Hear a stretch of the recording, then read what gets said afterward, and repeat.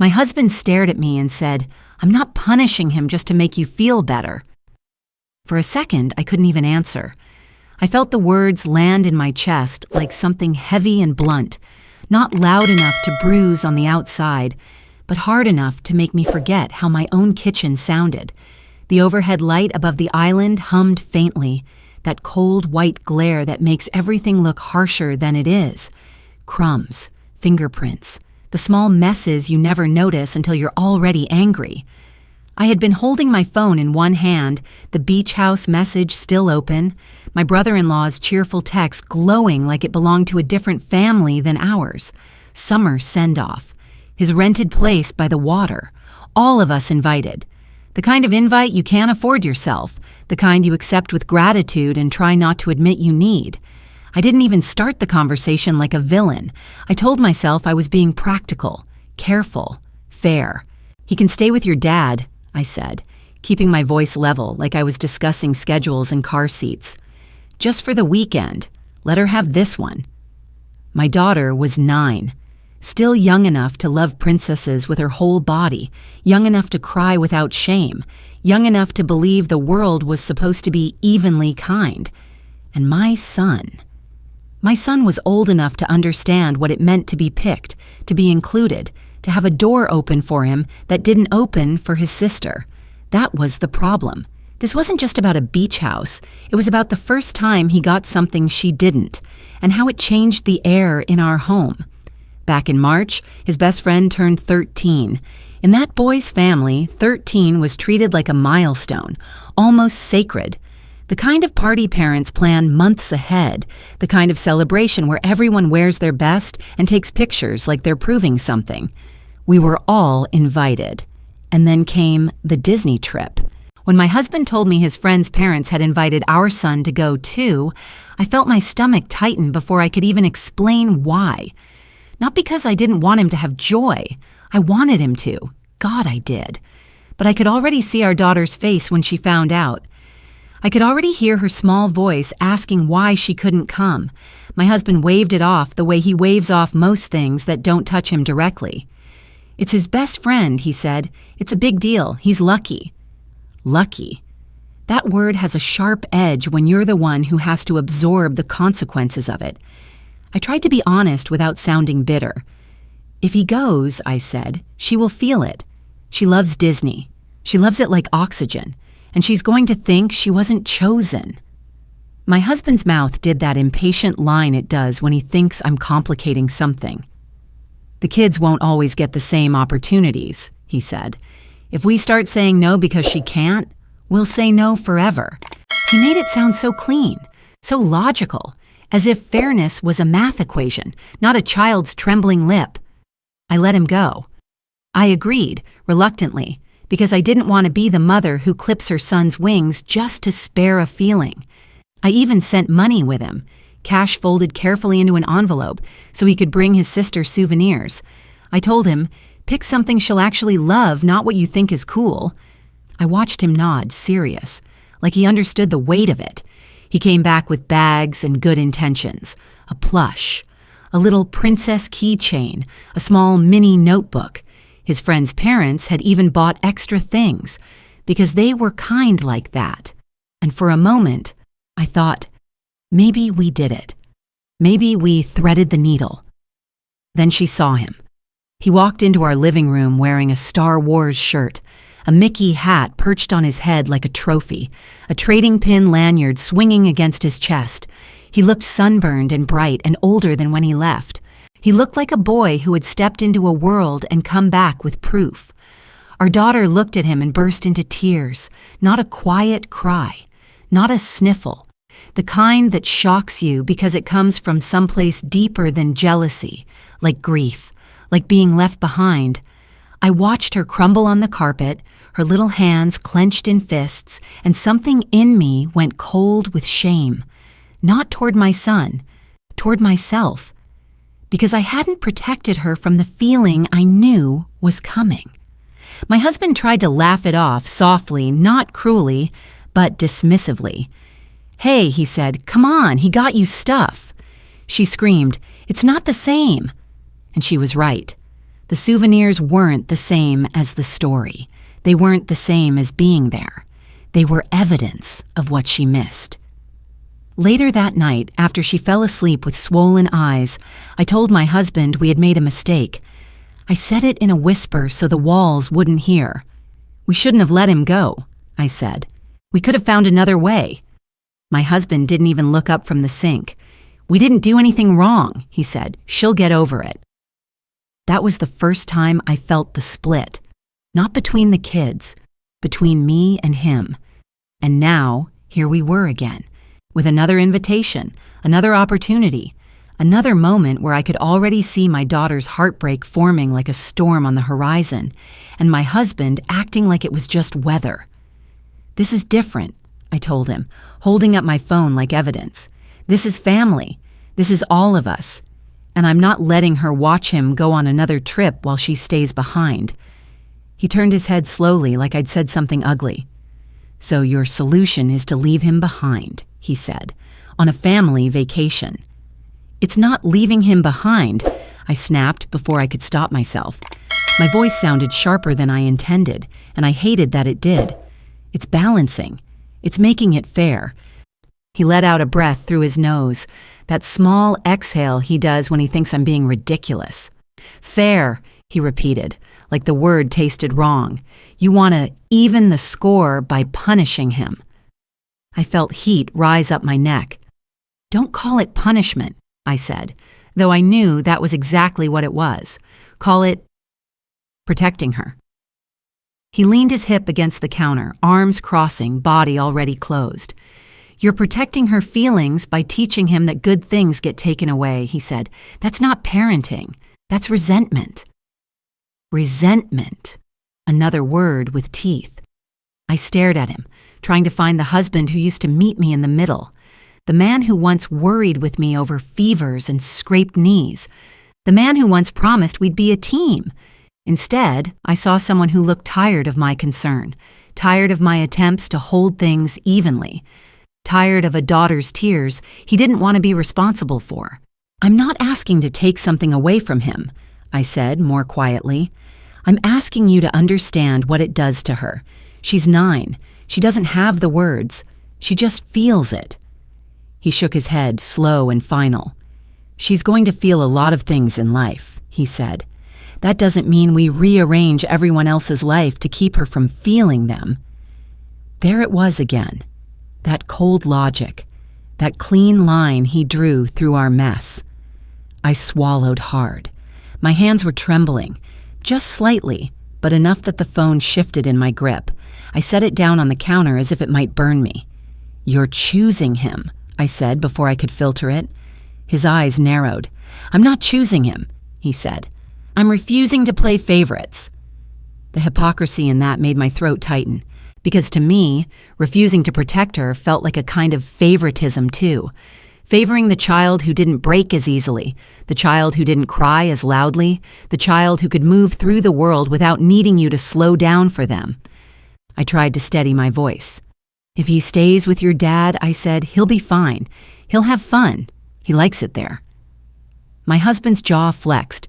He didn't raise his voice, which somehow made it worse. And when he asks why he's not coming, he said, what do we tell him?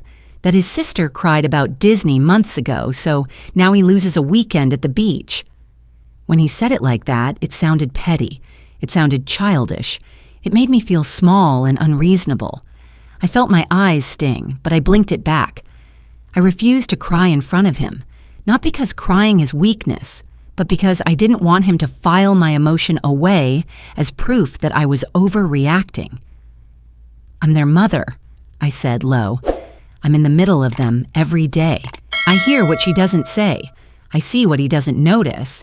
And I'm telling you, this is building something. He stepped closer, just a pace, enough to make the air tighten. Then build something better, he said. Don't build it by punishing him. That's when I realized what was really happening. He wasn't just disagreeing with me. He was correcting me. In my own home. In the place where I carried most of the emotional weight. Like my instincts were a problem he needed to manage. My chest felt hollow for a moment, like the breath had been pulled out of me without permission. I looked past him at the family photo on the fridge, our daughter grinning with missing teeth, our son taller than he should be for his age, my husband's arm slung around both of them like the world could never touch us. The overhead light buzzed again, and I caught my reflection in the microwave door. Tired eyes, lips pressed tight, a woman trying to keep a family from splitting along invisible lines. My husband reached for his keys on the counter, the metal clinking softly. "We're going," he said. "All of us. End of discussion." I didn't move. I couldn't. Because somewhere under his calm certainty, I heard a warning. If I pushed harder, if I insisted, he would turn this into something uglier. Something that would make me look unreasonable in front of the kids. Something that would paint me as the unfair one. I watched him slide the keys into his pocket, and I knew, with a sinking clarity, that this fight wasn't ending in my kitchen. It was just beginning. The tension didn't explode after that night. It spread. It crept into the house like dampness, settling into corners I used to trust. Breakfast became quieter, not peaceful, careful. The kind of quiet where everyone listens for what not to say. The morning after the argument, my husband moved through the kitchen as if nothing had happened. He poured coffee, checked his phone, asked our son if he wanted eggs or cereal. His voice was neutral, almost gentle. When he spoke to our daughter, he was kind in the way people are kind when they don't want to engage. Quick smile, quick pat on the shoulder, no pause long enough for her to open her mouth. I watched from the sink, my hands submerged in cold water, scrubbing a plate that was already clean. My daughter kept glancing at me, then at him. Her shoulders were slightly hunched, like she was bracing for something she didn't understand yet. When he mentioned the beach house, just a passing comment about packing later in the week, her spoon froze halfway to her mouth. She didn't cry this time. That scared me more. "Can I bring my shell collection?" she asked, too casually. My husband nodded. "Sure." No mention of her brother, no reassurance, no explanation. Our son looked up, confused, sensing the shift without knowing its shape. He opened his mouth, then closed it again when my husband's phone buzzed. The moment passed. That was how it went for days. Little moments slipping by, unresolved, piling up quietly. At night, after the kids went to bed, I tried again. Not to argue, just to talk. I sat on the edge of the couch, leaving space between us, my hands folded tightly in my lap. "She's withdrawing," I said. "You see that, right?" He kept his eyes on the television. "She's 9. She's hurting. She'll be fine." 2 sentences.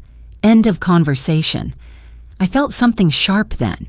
Not anger, not yet. Disbelief. The kind that makes you feel suddenly alone in a marriage you thought was solid. The next afternoon, I picked up my daughter from school. She climbed into the passenger seat and buckled herself without a word. Her backpack slid off her shoulder and hit the floor with a soft thud. "How was your day?" I asked. She shrugged. "Okay." Her voice was flat, too flat. I drove a block before she spoke again. "Mom?" "Yes, sweetheart." "Did I do something wrong?" My hands tightened on the steering wheel. "Why would you think that?" She stared out the window. "Because everyone's mad, and when people are mad, it's usually because I did something." The light ahead turned red. I stopped too hard, the car jolting slightly. "No," I said too fast. I took a breath, softened my tone. "No? You didn't do anything wrong." She nodded, but she didn't look convinced. That night, she asked if she could sleep in my bed. My husband sighed when he saw her pillow tucked under her arm. "She's fine," he said quietly. "Don't make it a thing." I let her crawl in anyway. Her small body curled against mine, tense at first, then slowly relaxing as her breathing evened out. She smelled like shampoo and the faint salt of tears she hadn't let fall. In the dark, staring at the ceiling fan, I felt the weight of what was happening. Not a single fight, not one loud mistake, but a pattern forming, one where my husband decided what mattered, and my role was to smooth the edges afterward. The beach trip loomed closer. Packing started on Wednesday. My husband laid out swimsuits and towels on the bed like this was a normal family routine. He handed our son a new pair of sandals he'd picked up on sale. "For the sand," he said. Our son smiled, then glanced at his sister. She was sitting cross-legged on the floor, tracing patterns into the carpet with her finger. "Do you want to borrow my extra snorkel?" he asked her. She shook her head. "I don't like snorkeling." It was a lie. She loved snorkeling. She loved anything that made her feel included. I watched the exchange from the doorway, my chest tight. My husband didn't notice, or didn't want to. Later that evening, my sister called. She'd heard about the trip through my brother-in-law and wanted to chat. Her voice was warm, familiar, a small comfort I hadn't realized I needed. "You sound tired," she said. "I am." There was a pause. "Is everything okay?" I hesitated. Just a beat too long. "I don't agree with something," I said carefully. "About the kids." Another pause, longer this time. "You don't have to explain," she said, "but you know. You're allowed to be right, even if it makes things uncomfortable." The words landed softly, but they stayed. The next day, I found my daughter sitting on the stairs with her backpack still on, even though school had ended an hour earlier. "What are you doing?" I asked. She shrugged. "Waiting." "For what?" "For Dad to come home." "Why?" She picked at a loose thread on the strap. "I wanted to ask him something." My stomach tightened. "What did you want to ask?" "If he still likes me?" The air left my lungs in a rush. I sat beside her, the stair pressing into the backs of my legs, the house suddenly too quiet. "Of course he likes you," I said. "Why would you think otherwise?" She didn't answer. She just leaned into me, her head against my shoulder, small and heavy all at once. That evening, when my husband walked in, she ran to him, wrapped her arms around his waist. He stiffened for half a second before patting her head. "Hey," he said. "What's this?" She pulled back, searching his face. "Do you like me?" He laughed, a short sound. "Of course I do." "Then why are you mad at me?" He glanced at me over her head, irritation flashing in his eyes. "No one's mad," he said. "Go wash up for dinner." She obeyed, but her shoulders were slumped as she walked away. I followed him into the kitchen, lowered my voice. "You can't dismiss her like that." "I didn't dismiss her. You redirected her. I answered her. You avoided her." He turned, his expression hardening. "I'm not doing this again." The refrigerator hummed between us. The overhead light cast sharp shadows under his eyes. "She's internalizing this," I said. "She thinks she's the problem." "And you're making it worse by framing it that way," he shot back. "Stop projecting." Projecting. Another word to shrink me. I opened my mouth, then closed it. I felt that familiar freeze, the one that comes when you realize pushing harder will only make you look hysterical.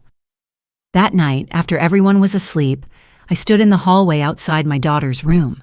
The door was cracked open. I could hear her breathing, shallow, uneven.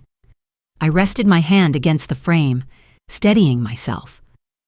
I wasn't imagining it anymore. This wasn't about one trip or one argument.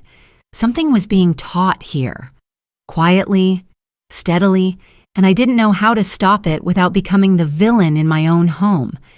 And as I stood there in the dim light, listening to my child struggle to sleep, I understood that whatever happened next would force me to choose between keeping the peace and protecting her. I didn't come into motherhood unscarred. That's the part no one sees when they look at me now, standing in a tidy hallway, worrying over fairness and feelings.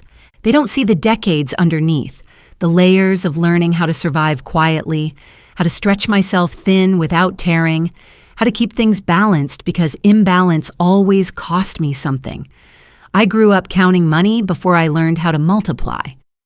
My mother kept cash in a faded blue envelope tucked inside a flour tin, folded so many times the creases never relaxed.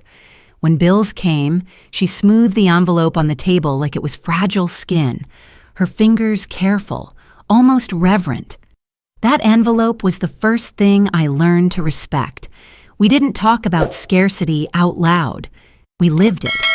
Winter coats bought a size too big, shoes worn until the soles thinned, the hum of the refrigerator at night, louder when it was emptier. I learned early that fairness didn't mean equal. It meant making sure everyone made it through without noticing who went without. When I was 11, my younger cousin got braces. I remember sitting at the kitchen table, my own teeth crooked and aching, while my aunt talked about orthodontists and payment plans. My mother nodded politely, her lips pressed together, and later that night she rubbed my back and said, "Maybe someday." I never asked again. That was my first lesson. Wanting something didn't make it possible, and complaining only made things heavier. I carried that lesson into adulthood, into marriage, into parenting. When I met my husband, he seemed steady in a way I trusted immediately. He came from a family that argued loudly but moved on quickly. They said what they felt, slammed doors, then sat down to dinner like nothing had happened. I mistook that for emotional honesty. In the early years, we struggled. Not dramatically, no eviction notices, no public disasters, but constantly. There were months where the checking account hovered so close to zero, I stopped opening the app. I kept receipts folded in my purse, smoothing them unconsciously the way my mother smoothed that envelope. Old habits cling like that. When our son was born, then our daughter, 3 years later, the math of survival changed. Suddenly, fairness wasn't just emotional, it was logistical. 2 kids, 1 budget, 1 set of parents trying to give enough without revealing the limits. I became the keeper of balance. If one got a treat, the other got something comparable. Not identical, comparable. I rotated turns, tracked who'd had what, remembered small injustices so I could correct them later. I didn't do it obsessively, I did it instinctively. My husband noticed, sometimes teased me about it. "They're not going to remember," he'd say, waving off my concern. "You don't have to keep score." But I did remember, because I was the child who learned what it felt like when no one did. There was a particular red notebook I used when the kids were small. Nothing fancy, a cheap spiral-bound thing from the grocery store. I kept it in the kitchen drawer with the scissors and batteries. In it, I wrote everything. Who needed what, upcoming school events, which bills were due, which shoes were getting tight. It wasn't a diary, it was a map, a way to make sure nothing slipped. That notebook was where I learned, slowly, that my husband and I saw the world differently. When our son started school, he adapted easily. Friends came naturally. Invitations followed, birthday parties, sleepovers, team sports. Our daughter, quieter, needed time. She attached deeply, loved fiercely, felt things fully. She didn't collect friends, she chose them. I compensated without realizing it. I made sure her birthday parties were extra thoughtful. I spent longer listening when she talked. I noticed when her feelings lingered after everyone else moved on. My husband called her sensitive, not unkindly, just dismissively. "She's got to toughen up," he'd say. "The world won't slow down for her." I never argued with him outright. I just slowed things down where I could. When the Disney trip happened, it didn't land on empty ground. It landed on years of small adjustments, quiet compensations, invisible labor. It landed on my fear that once imbalance appeared, it would grow roots. After that trip, I pulled the red notebook out again. I hadn't used it in years. The kids were older now, but I needed to see things written down. I flipped through old pages, names, and lists from a different life until I reached a blank section. I didn't write anything at first. I just sat at the table, the overhead light casting a circle of cold brightness around me, the rest of the kitchen in shadow. The notebook lay open like an accusation. I realized then how alone I'd been carrying this. My husband wasn't cruel. That would have been easier to confront. He was confident, certain. He trusted his instincts the way I questioned mine. And slowly, over years, That difference shifted something fundamental. He decided what counted as overreacting, what counted as normal, what counted as kids being kids. I adapted. I always did. There were moments, small, sharp ones, that stuck with me. Once, when our daughter was 6, she cried after a classmate didn't invite her to a birthday party. I sat with her on the couch, her face buried in my sweater. My husband walked by and said, "She needs to stop taking things so personally." He didn't stop, didn't lower his voice, didn't notice her stiffen. Another time, our son forgot her at school pickup. He was laughing with friends, climbed into the car without her, and only realized when I asked. She sat on the bench alone, clutching her backpack, eyes wide with humiliation. My husband shrugged it off later. "It was an accident," he said. "She'll live." She did. But something in her closed. These moments didn't explode. They accumulated. By the time the beach house invitation came, I wasn't reacting to one situation. I was reacting to a pattern I couldn't name without sounding dramatic. I tried to explain this to my husband once, late at night, sitting at the foot of our bed. I kept my voice calm, my words careful. "She experiences things differently," I said. "She feels excluded more deeply." "And you're going to teach her that the world owes her something?" he asked. The way he said it, light, almost amused, made my stomach drop. "No," I said. "I'm trying to teach her that we see her." He turned off the lamp. "You worry too much." Darkness swallowed the room. The conversation ended. I started noticing my own behavior change. I hesitated before speaking. I edited myself mid-sentence. I chose silence over correction because silence felt safer. The red notebook stayed in the drawer, but sometimes I caught myself opening it, flipping through empty pages like I expected an answer to appear. The beach trip became a deadline I couldn't escape. My brother-in-law sent reminders, check-in time, parking instructions, a cheerful note about sunsets. Everyone was excited, everyone except me. I folded laundry one afternoon and found my daughter's swimsuit at the bottom of the basket. Pink, a little faded. She'd outgrown it slightly, but insisted it still fit. I held it longer than necessary, the fabric cool and thin in my hands. She came into the room and saw it. Her eyes lit up. "That one?" "Yes," I said. She smiled, then hesitated. "Dad says we'll have a lot of fun." I nodded. I didn't trust my voice. Later, I overheard my husband on the phone with his father. He was laughing, relaxed. "No, we're all coming," he said. "Yeah, everything's fine." Everything's fine. That phrase echoed in my head long after he hung up. I went back to the kitchen, opened the drawer, and took out the red notebook. I sat down and wrote one line on the first blank page. What happens when fairness is decided by the loudest voice? I stared at the words, my pen hovering, and for the first time in a long while, I didn't know how to answer myself. And as the days ticked closer to the trip, I felt something tightening inside me, not anger yet, not resolve, but the heavy knowledge that if I didn't do something soon, the cost wouldn't be just emotional, it would be permanent. The shift didn't announce itself. It settled in. It showed up in pauses that stretched a second too long, in decisions made without looking at me first, in the way my husband began narrating reality as if it were settled fact instead of something we were supposed to shape together.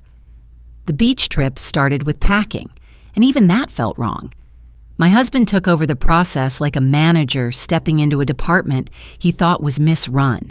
He laid out lists on the counter, his lists, printed, neat. When I reached for the red notebook out of habit, he glanced at it and smiled thinly. "You don't need that anymore," he said. "I've got it." The smile didn't reach his eyes. I let my hand fall back to my side. The notebook stayed in the drawer. That evening, as we packed the car, our son climbed into the back seat first, tossing his bag in with practiced ease. My daughter hesitated, waiting for instruction that didn't come. She looked at me, then at her father. "Just get in," he said, distracted, adjusting the mirrors. She did, cheeks flushing, squeezing herself into the space beside her brother. He shifted away slightly, not unkindly, just automatically, protecting his comfort. I watched it happen and said nothing. The drive was long. Sunlight flickered through the trees, then faded as clouds thickened. My husband turned the radio up louder than usual. Conversation felt risky, like stepping on ice you weren't sure would hold. Halfway there, my daughter whispered to me from the back seat, "Mom." "Yes." "Can I sit by you later? When we get there?" My husband answered without turning around, "We'll see." 2 words, dismissive. Final. She went quiet. When we arrived, the beach house looked exactly like the photos. Wide windows, pale wood, open spaces designed to make you feel grateful. My brother-in-law greeted us with a grin, arms wide. The air smelled like salt and sunscreen. "Welcome," he said. "You made it." Everyone was laughing. Everyone except my daughter, who stood just behind me, fingers curled into my shirt. Inside, bags piled up quickly. Rooms were assigned. My husband didn't ask my opinion, he announced it. "We'll take the smaller room," he said, already heading down the hall. "The kids can share the big one." The kids. Together. Again. I opened my mouth, then closed it. The moment passed, claimed by movement and noise. The room they shared was bright, all white and blue, bunk beds pushed against the wall. Our son took the top bunk immediately, tossing his things up without a second thought. My daughter stood there, unmoving. "Bottom's fine," my husband said. "You'll like it." She nodded. She always nodded. That first night, everyone gathered on the deck for dinner. Long table, bright overhead lights strung across beams, laughter bouncing easily. Plates clinked. Drinks were poured. I noticed the way conversations flowed around me, not through me. When I spoke, my brother-in-law nodded politely, then turned back to my husband. When my daughter tried to speak, she was interrupted twice, once by an adult who didn't notice, once by her brother reaching for bread. She stopped trying. At one point, she leaned over to me and whispered, "Can we go inside?" I looked at my husband. He shook his head slightly, not meeting my eyes. "Stay a little longer," he said. "Don't be rude." The word hung there. Rude. A label she would carry, even silently. She folded her hands in her lap. Her shoulders rose, then fell. Later, inside, as I helped her brush her teeth, she stared at her reflection in the mirror. "Am I annoying?" she asked suddenly. I froze. The toothbrush hummed in my hand. "No," I said. "Why would you ask that?" She shrugged. "Dad keeps telling me to stop." I wanted to scream. I wanted to march into the bedroom and demand he hear this. Instead, I swallowed and said, "You're not annoying. You're tired." She nodded, accepting the explanation because she wanted peace. That night, after the lights were out, I lay awake listening to the house settle. The ocean was distant but constant, like a breath that never finished. My husband slept easily beside me. The next morning, the pattern continued. Breakfast was loud. Everyone talked over each other. My daughter ate quietly, cutting her pancakes into tiny pieces. When syrup dripped onto the table, my husband frowned. "Careful," he said. "You're making a mess." She flushed and wiped it quickly, eyes down. Our son spilled his juice moments later. My brother-in-law laughed and handed him a napkin. "No big deal," he said. I noticed everything. At the beach, my husband walked ahead with the men, talking, laughing. Our son ran to join them. My daughter stayed back, struggling to carry her towel and bag. I reached for her, but my husband glanced back. "She can manage," he said. "Let her try."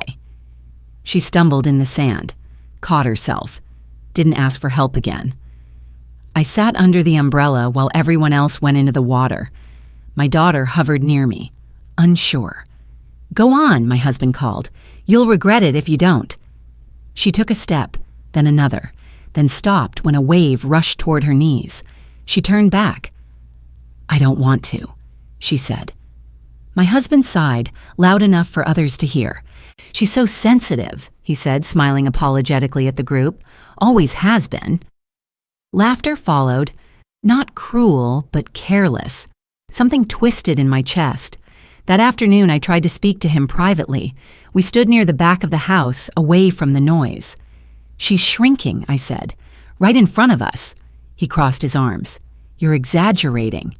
"I'm watching her disappear." He leaned closer, voice low. "You're projecting again. Stop making everything about her feelings." I opened my mouth. No words came out. The silence pressed in, heavy, suffocating. He walked away. That night, my daughter wet the bed. It hadn't happened in years. She stood in the doorway, eyes wide, whispering my name. I cleaned her up quietly, changed the sheets, wrapped her in a towel. My husband groaned from the bed. "What's going on?" he muttered. "She had an accident," I said softly. He rubbed his face. "She's too old for this." The words landed hard.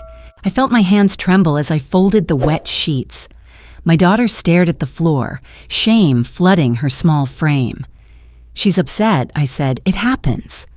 He said nothing, turned over, went back to sleep. I sat on the edge of her bed until she drifted off again, listening to her breathing even out, feeling the weight of my own failure settle in. The next day, she clung to me constantly. At lunch, she refused to eat. At the beach, she stayed wrapped in her towel even when it was warm. My husband grew increasingly irritated. "Stop hovering," he told me. "You're making it worse." I stepped back, watched, helpless. The final straw came on the last night. Everyone gathered again on the deck. The lights were brighter this time, the mood celebratory. A toast was made, glasses raised.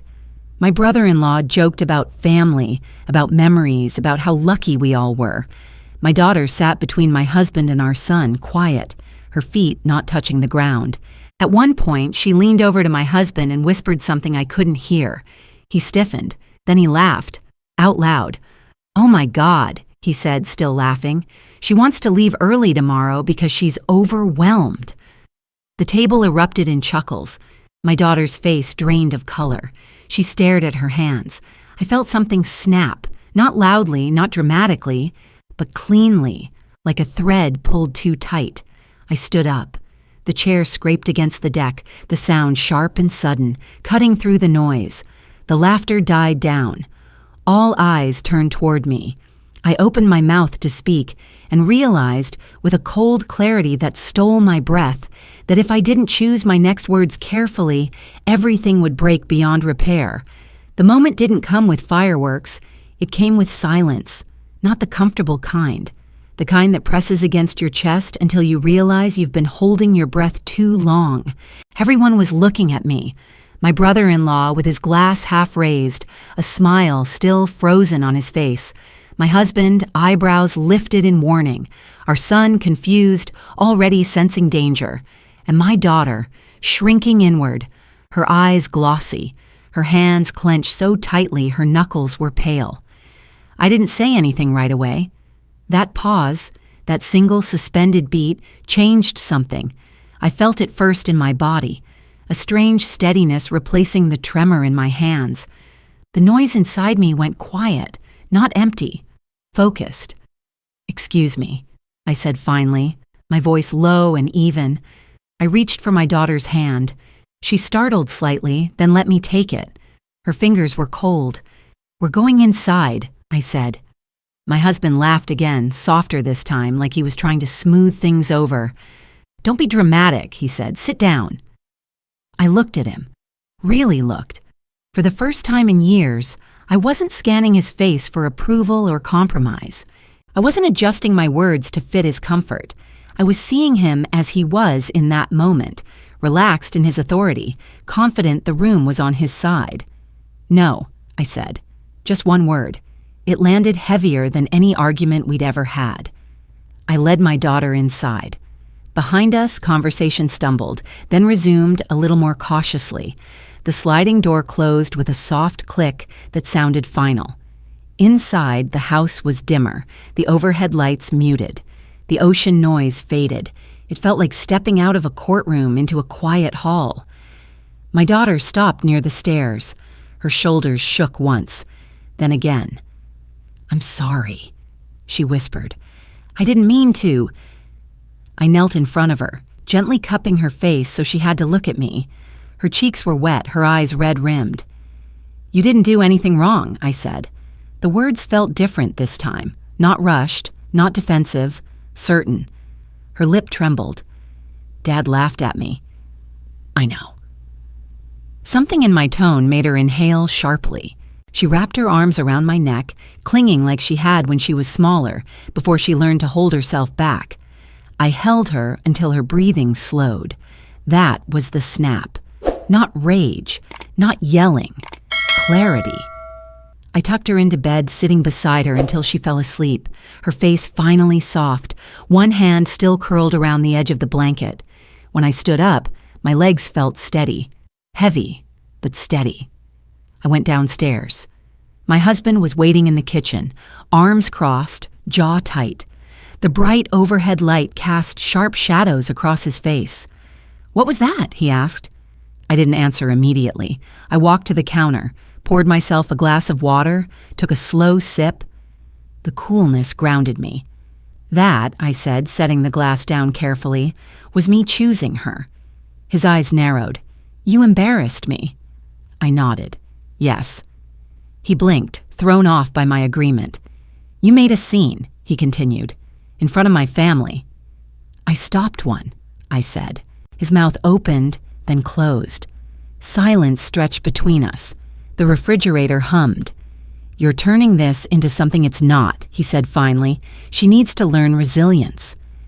I leaned against the counter, folding my arms, not defensively, but because it felt natural, balanced. She's learning something, I said. Just not what you think. He scoffed. So what? Now you're the expert? I met his gaze. Didn't look away. I've been the expert on her since the day she was born, I said. I just stopped pretending you were listening. That landed. I saw it in the way his shoulders stiffened, in the flicker of irritation that couldn't quite find its footing. This is ridiculous, he said. You're overreacting. There it was again, the familiar phrase. Only this time it didn't shrink me. No, I said. I've been underreacting. For years. He shook his head, pacing once across the kitchen. So what are you saying? That I'm a bad father? I considered the question, carefully. I'm saying, I said, that you've decided which feelings are acceptable, and you're punishing the ones that inconvenience you. His face flushed. That's not true. Then explain to me, I said, why she's apologizing for existing. He stopped pacing. She wet the bed, I continued quietly. She asked me if you liked her. She stopped speaking unless spoken to. Those aren't phases. Those are signals. He looked away. The silence deepened. Not weaponized this time, exposed. You're exaggerating, he said again, but his voice lacked conviction. I'm documenting, I replied. That word surprised both of us. I didn't explain what I meant. I didn't need to, not yet. He exhaled sharply. You're undermining me. I'm correcting you, I said. There's a difference. The room felt colder, the light harsher. He stared at me like I was someone new, someone he hadn't approved. You're choosing sides, he said. Yes, I said again. I am. Another pause. This one longer. What do you want? He asked finally. The question was supposed to corner me. It didn't. I want you to stop laughing at her pain, I said. I want you to stop deciding she's the problem because she feels things deeply. And I want you to understand that I will not sit quietly while she learns to disappear. His jaw tightened. And if I don't? The question hung there. Dangerous. I thought of the red notebook in the drawer at home, of the years I'd spent smoothing edges, absorbing discomfort, choosing peace over truth. I straightened. Then this becomes something much bigger than a beach trip, I said. He studied my face, searching for the familiar cracks. He didn't find them. Upstairs, a floorboard creaked softly as my daughter shifted in her sleep. I listened to the sound, and I knew, without doubt, that whatever came next, there was no going back to the way things were. I didn't announce what I was doing. I just started paying attention in a way I hadn't allowed myself to before. When we got home from the beach, the house felt smaller. Not hostile, familiar, but charged, like furniture that had been moved a fraction of an inch and never put back. My husband acted as if the trip had ended normally. He joked with our son. He asked about school schedules. He avoided me unless necessary. I let him. I moved quietly, intentionally. The first thing I did was pull the red notebook out of the drawer. It felt heavier than it should have, its spiral slightly bent. The cover softened from years of being handled and set aside. I didn't open it right away. I placed it on the kitchen table and let it sit there, visible, unremarked. My husband noticed. His eyes flicked to it once, then away. That was enough. I began writing again. Not feelings, not accusations. Facts, dates, phrases, moments. I wrote down the night she wet the bed, the time she asked if he liked her, the dinner on the deck when he laughed. I kept my handwriting steady, deliberate. No dramatics, just what happened, just what was said. At first it felt strange, almost disloyal to record my own family this way. But the longer I wrote, the steadier I became. There was something grounding about seeing it all in ink, unarguable in its plainness. I noticed things I'd trained myself to gloss over. The way my husband spoke to our daughter in directives, not questions. The way praise came easily for our son and rarely, if ever, for her. The way irritation always traveled downhill. I didn't confront him, not yet. Instead, I adjusted routines. I started picking our daughter up from school myself, even on days my husband used to. We talked in the car, not probing conversations, just gentle ones. What she learned, what made her laugh, what made her uncomfortable. I listened more than I spoke. One afternoon, she told me a classmate had said she was too much. She said it like she was reporting the weather. I wrote it down that night. I began saving things, small things. A note from her teacher about her being exceptionally empathetic. A drawing she made where everyone was smiling except herself, tucked into the corner. A text from my husband to me that read, "She's being dramatic again. Can you handle it?" I didn't reply to that one. I screenshotted it. At the same time, I reached outward, but carefully. I called my sister again. Didn't vent. Didn't dramatize. I told her a few specific things and then stopped. She didn't interrupt. When I finished, she said, "If you ever need me to say something, I will." "I might," I said. I also spoke to my daughter's teacher during a scheduled conference. I asked neutral questions, listened closely. When the teacher mentioned that my daughter often apologized before speaking, something inside me tightened. "She's very thoughtful," the teacher said, "but she's learned to make herself smaller." I asked if she'd be willing to write that down. She agreed without hesitation. At home, my husband grew restless. He noticed the shifts, the way I no longer filled silence, the way I didn't rush to smooth things over, the way I didn't argue, but also didn't retreat. "You're acting strange," he said one evening, watching me file papers into a folder. "I'm organizing," I replied. "For what?" I looked up at him, held his gaze for a beat too long. "For clarity," I said. He scoffed and walked away. The kids felt it too. Our son asked me once cautiously, "Are you mad at Dad?" "No," I said honestly. "I'm paying attention." He frowned, processing that, then nodded. I made sure not to turn him into an ally. That would have been unfair. He was still a child, still learning. I didn't want to pull him into adult fault lines. What I did do was watch. I watched how he mirrored his father's tone sometimes, how he interrupted his sister without noticing, how he laughed when she flinched, how quickly he backed down when corrected. I wrote those moments down too, not as blame, as pattern. The house developed a rhythm. My husband tested boundaries, little comments meant to provoke. "You're being sensitive. You're keeping score again. You're turning her into a victim." I didn't respond the way I used to. "I disagree," I'd say, or "That's not accurate," or sometimes nothing at all.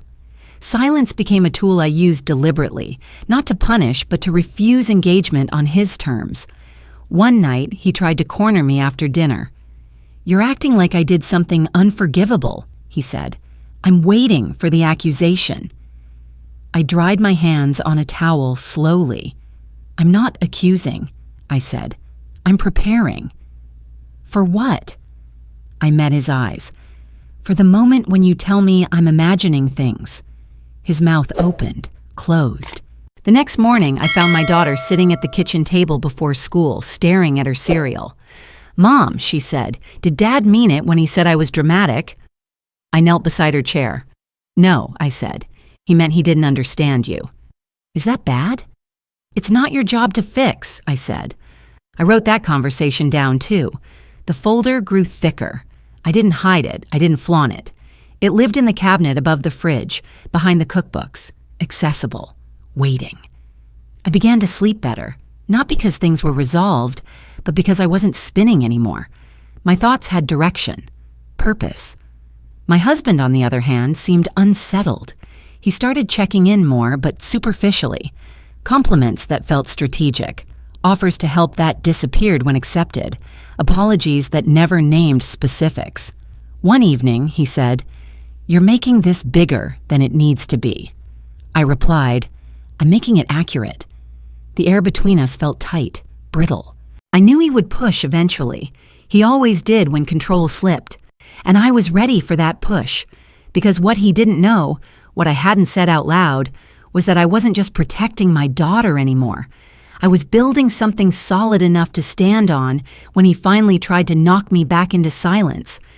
And the closer he came to that moment, the more certain I became that when it arrived, I wouldn't be asking for permission to speak. The confrontation didn't happen at home. It happened in a room my husband never imagined would turn against him. It was the school conference room. Glass walls, pale gray carpet, a long table scarred with old pen marks, neutral, official. The kind of place where people expect order, not truth. He thought we were there to talk about grades. He walked in relaxed, confident, one hand on our son's shoulder, the other already pulling out a chair. He smiled at the counselor, nodded politely at the teacher, glanced at me only briefly, as if I were an accessory to the meeting, not the reason it was happening. Our daughter sat beside me. Her feet didn't reach the floor. I felt her leg pressed lightly against mine, a quiet point of contact that told me she was bracing herself. The counselor cleared her throat. "Thank you for coming," she said. "We wanted to discuss some observations we've made." My husband leaned back. "Of course," he said. "We're always open." I reached into my bag and placed the folder on the table. Not abruptly, not dramatically, just enough for it to exist between us. My husband's eyes flicked to it. His smile thinned. The counselor began gently. She talked about participation, about emotional responses, about patterns of apology and withdrawal.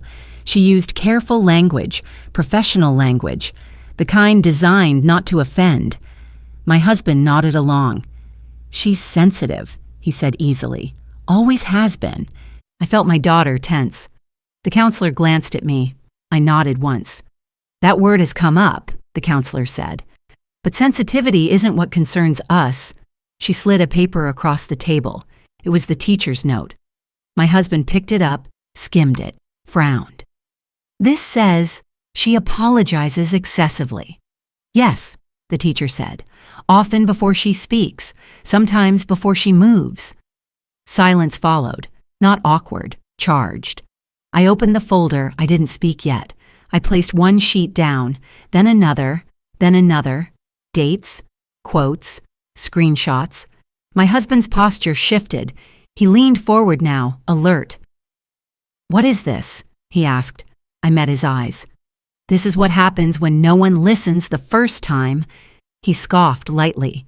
"You've been keeping notes." "I've been paying attention," I said. The counselor looked between us. "These records," she said carefully, "line up with what we've observed here." My husband's jaw tightened. "So now I'm being accused?" "No," I said. "You're being shown." I slid the screenshot toward him, the one that read, "She's being dramatic again. Can you handle it?"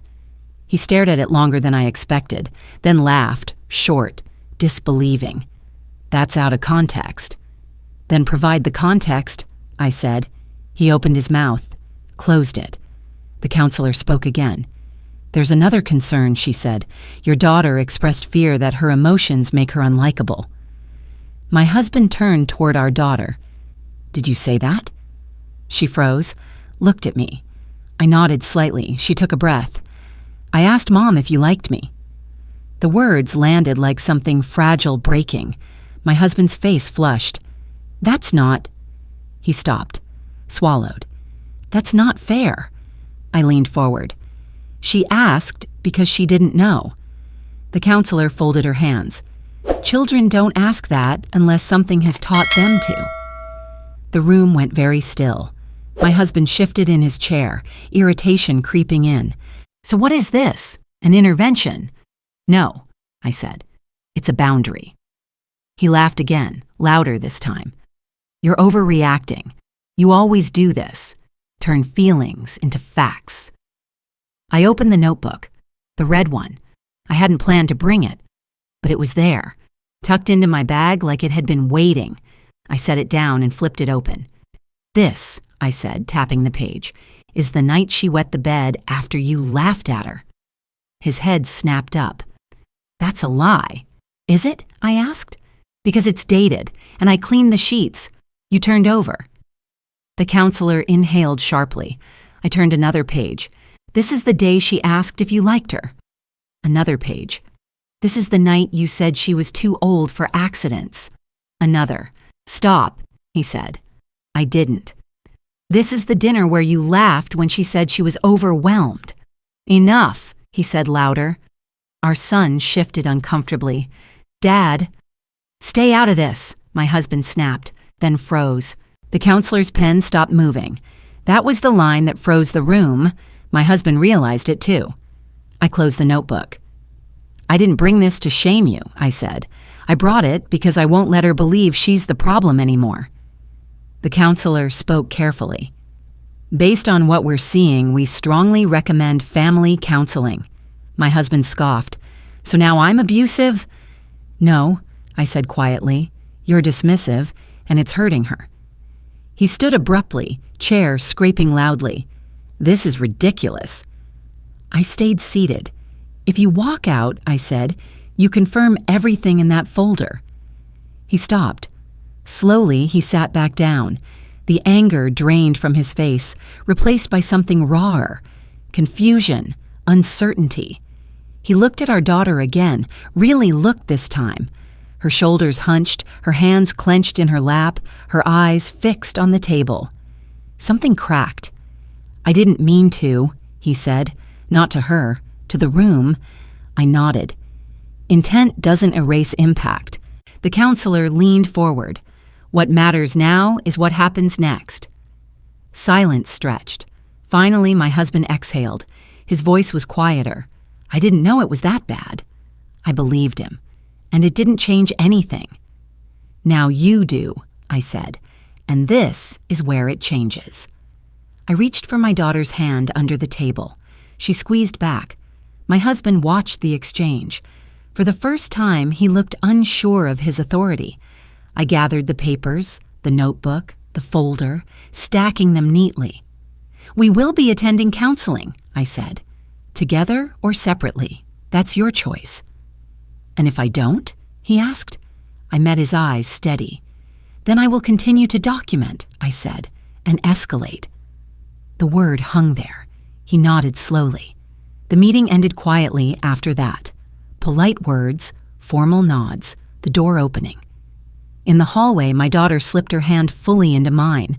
My husband walked a few steps behind us, and as we stepped into the soft morning light spilling through the school windows, I knew, without doubt, that the balance of power in our family had shifted, and there was no undoing it now. The weeks after that meeting were quieter than I expected. Not peaceful at first, just still. Like a house after a storm where nothing is broken outright, but everything has shifted slightly from where it used to sit. We started counseling, not dramatically, no ultimatums, just appointments written onto the calendar in pen, not pencil. My husband showed up, on time. He spoke less than I did, listened more than he ever had. Sometimes he looked defensive, sometimes genuinely confused, sometimes ashamed. I didn't rush him through any of it. At home, the change came in small, almost awkward gestures. He began asking our daughter questions instead of issuing instructions. Not many, not well at first, but he asked. When she spoke, he waited for her to finish. When she hesitated, he didn't immediately fill the silence. One evening, I watched from the kitchen as she told him about a book she was reading. He nodded, actually nodding, then said, "That sounds interesting." Not distracted, not performative. Her shoulders loosened, just a little. Our son adjusted too. Without lectures or blame, he started noticing when he interrupted her. Sometimes he stopped himself mid-sentence. Sometimes he apologized without being prompted. I didn't correct everything. I didn't hover. I didn't need to anymore. The red notebook moved from the kitchen drawer to the back of my closet. Still there. Still intact, but no longer open on the table. One afternoon, I found my daughter sitting on the living room floor with markers spread around her. She was drawing again, bold colors this time, not tucked into corners. When she finished, she held it up for me to see. It was our family, all four of us. No one faded, no one smaller than the others. "Do you like it?" she asked. "I love it," I said, and I meant it without reservation. That night, as I folded laundry, my husband stood in the doorway watching me, not looming, just present. "I didn't realize how much I dismissed," he said quietly. "I thought I was being practical." "I know," I said. "I'm sorry," he added. This time, he didn't follow it with an explanation. I nodded once. Sorry didn't erase the past, but it opened a door the past hadn't allowed. Boundaries settled into place without announcement. I stopped cushioning his discomfort. He stopped assuming my silence meant agreement. When something felt wrong, I said it plainly. When he disagreed, he didn't dismiss it automatically. Our daughter stopped asking if she was annoying. She stopped apologizing before she spoke. One morning, I overheard her tell a friend on the phone, "I just need a minute. I get overwhelmed sometimes." No shame, no whisper. I stood in the hallway, hand resting against the wall, breathing in that quiet victory. Late one evening, after everyone else was asleep, I went into my closet and took out the red notebook. I sat on the bed and opened it for the first time in weeks. The pages were still there, the ink unchanged, but the weight of it felt different in my hands, not like armor anymore, like proof I didn't need to carry so tightly. I closed it, set it back on the shelf. If my story stayed with you, it's probably because you recognize that feeling, the moment when a small, ordinary object becomes the line between silence and truth. For me, it was that red notebook, once a record of harm, now a reminder that paying attention can change everything. If you've ever stood quietly, wondering when to speak or whether your voice mattered, I'm listening now.